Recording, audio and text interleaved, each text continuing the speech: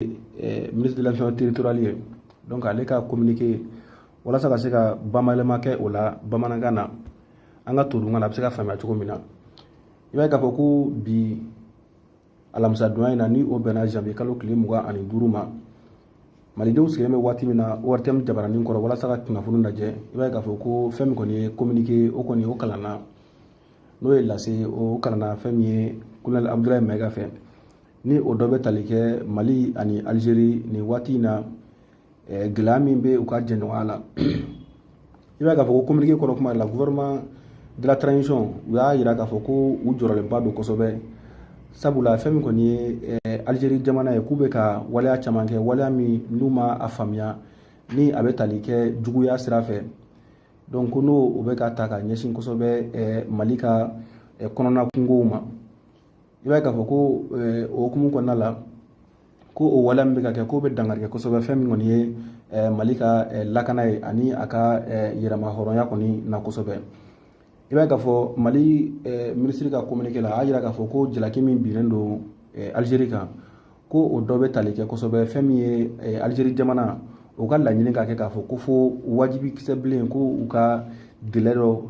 dɔ i n'a fɔ ka sanga waati dɔw fɔ transition na transition kan ka ban waati min na ka o jagoya Mali kan k'a sɔrɔ u ni Mali ma kuma donc a bɛna fɔ Algérie y'o décision ta a yɛrɛ k'a sɔrɔ u ni Mali ma kuma o tɛmɛnen kɔfɛ ka bɔ yen nɔ i b'a ye k'a fɔ ko Algérie jamana fɛnɛ kan Mali jamana ɲɛmɔgɔ ma jɛ ni a ye k'a fɔ ko Algérie ka mɔgɔw bisimila a ka jamana kɔnɔna la mɔgɔ minnu bɛ yen nɔ ko n'u u ka hakilina n'u ka taabolo bɛ se ka kɛ sababu ye ka se ka basigibaliya ka se ka o na jamana kɔnɔna la fo ka taa se maa minnu bɛ yen nɔ ni olu ka baara kɔni bɛnnen don sisan fɛn min ye jatigɛwale tigilamɔgɔw ka waleya kɔni kɛlen ni o ye terrorisme ye i b'a ye k'a fɔ ko jalakili sabanan min ni o binna Algérie kan Mali jamana ɲɛmɔgɔ y'a jira k'a fɔ ko Algérie yɛrɛ dugukolo kan fɛn min kɔni ye jabala dɔ kɔni bɛ yen nɔ min kɔni bilalen don fɛn min ye maaw ye minnu y'u bolonɔ bila fɛn min ye accord d'Alger min ni o signera Mali jamana yɛrɛ kɔnɔna la ni o kɛra ka bɛn 2015 ma jalaki naaninan min kɔni ni Mali jamana ɲɛmɔgɔ kɛlen don k'o bin fɛn min ye Algérie jamana kan o dɔ bɛ tali kɛ fɛnɛ ko Algérie jamana mɔgɔw bɛ fɛ ka wale sugu bɛɛ lajɛlen kɛ fɛn min ye ɲangini min ni Nations Unies n'o o ye diɲɛsirigana ni jamanaw ye n'u kɛlen don ka o bin Mali jamana kan walasa o bɛ se ka to yen nɔ cogo min na sabula fɛn min kɔni ye jɛkulu minnu faralen ɲɔgɔn kan ni o ye pays des non alignés ye ni olu ni Russie i b'a k'a fɔ ko olu ma jɛn n'a ye waati na k'a fɔ ko sanction ka bin Mali kan u tun bɛ ka laɲini la ka wuli ka bɔ Mali kan nka ko Algérie ka laɲini kɛra ko k'o sanction to Mali jamana kan i b'a k'a fɔ ko jalakili duurunan kɔni o kɔni bɛ tali kɛ k'a fɔ ko Mali jamana ɲɛmɔgɔ y'a jira k'a fɔ ko fɛn min ye Algérie ye ko o bolo dogolen don u bɛ baara dɔ la ji jukɔrɔ walasa fɛn min kɔni ye Nations Unies kan ka sommet min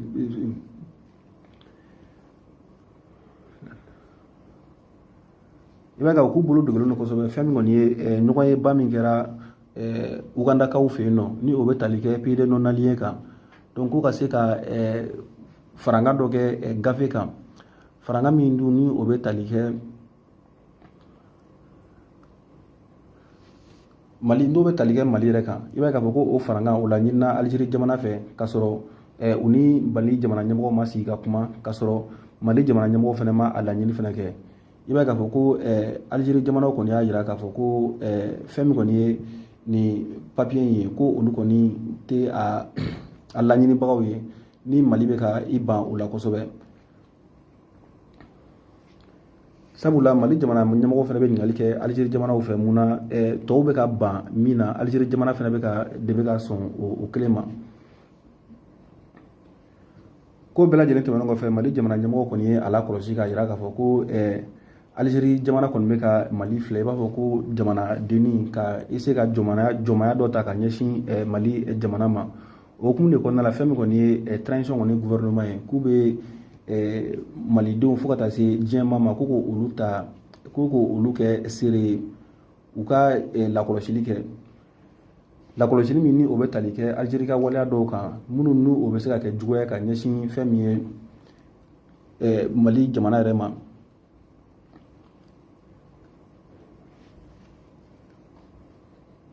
i b'a k'a fɔ ko fɛn min kɔni ye gouvernement de la transition kɔni k'u kɔni ma jɛ ni a ye Algérie jamana bɛ ka nin waleya jugu minnu ta ka ɲɛsin Mali ma wa k'u b'a laɲini fɛnɛ a ka se ka jɔ cogo min na o nɔgɔni bɛɛ lajɛlen na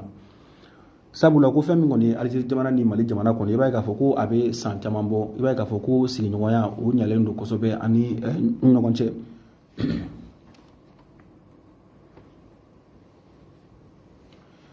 Mali gouvernement y'a yira Algérie jamana ɲɛmɔgɔ fɛnɛ la communiqué kɔnɔna la k'a fɔ ko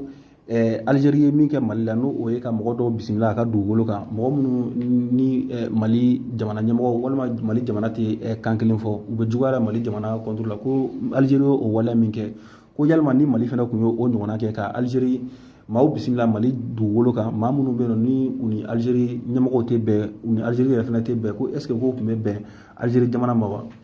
o hukumu kɔnɔna la halisa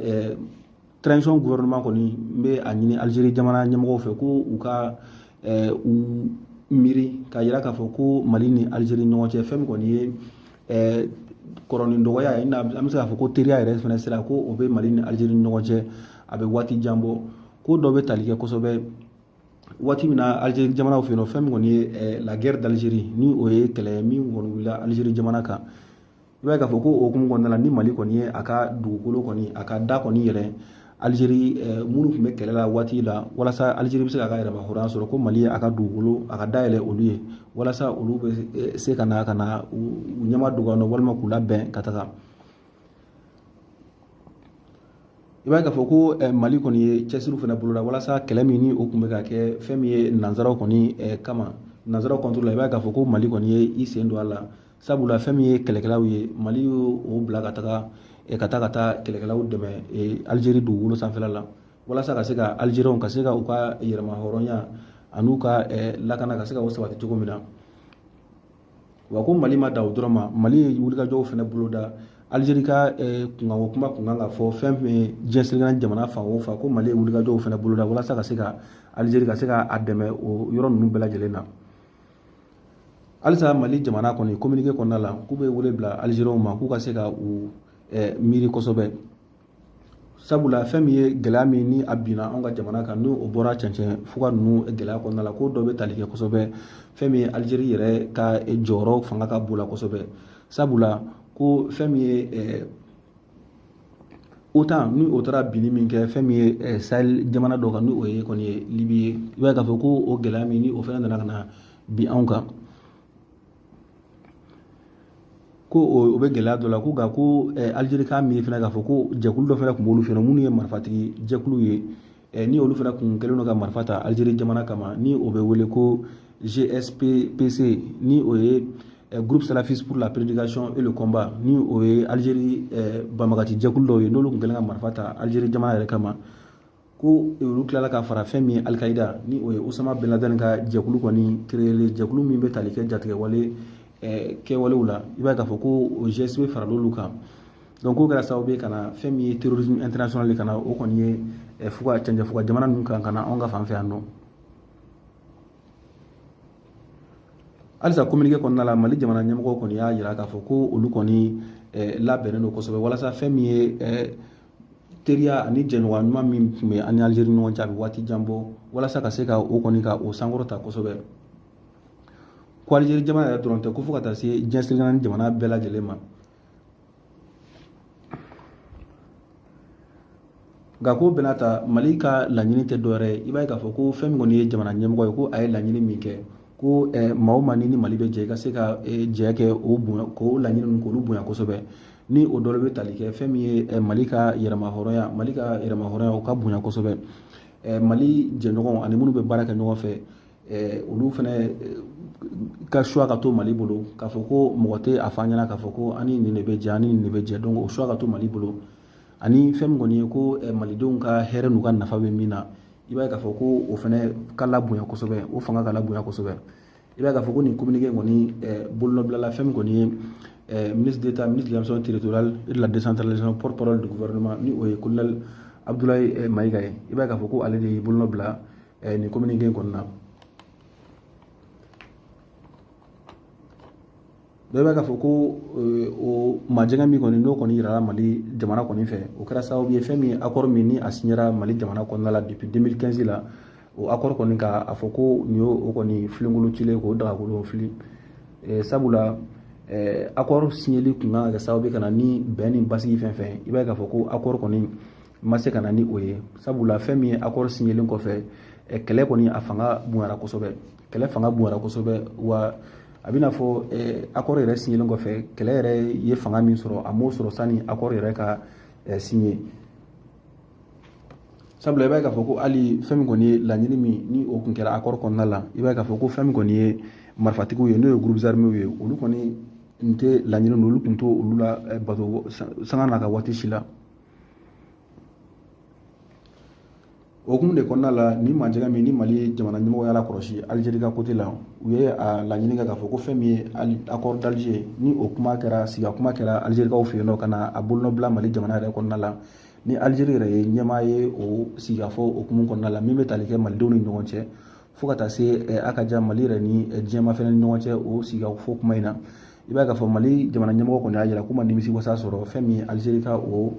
baara min n'o kun kalifara la donc o kɔni ye accord d'Alger kɔni o kɔni ye o ko ban pewu nka gouvernement malien y'a jira fɛnɛ k'a fɔ ko fɛn min kɔni ye processus kura ye ni o ye minan kura ye u bɛna min sigi sen kan min bɛ se ka kɛ sababu ye ka se ka fɛn min ye ɲɔgɔn kuma ɲɔgɔnya malidenw ni ɲɔgɔn cɛ walasa cogo min na bɛn ani basigi fo ka taa se lakana ma o bɛ se ka na Mali jamana kɔnɔ cogo min na